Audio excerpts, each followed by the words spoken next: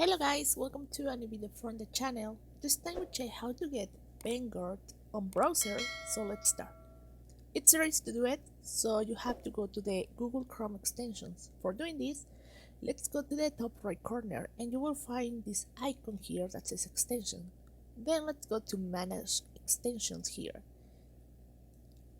When you're here in your extensions, let's go to the left side and you will find this menu and let's go to Chrome Web Store. Here on Chrome Web Store, you will find the browser, so just paste this one, Vencord Web, just click and search and you will find it. Just click here, and now you can add Vencord Web without any problem. Just go to Add to Chrome, add extension, and it's run. Well guys, thank you for watching this video. Remember to subscribe and give thumb up to this video.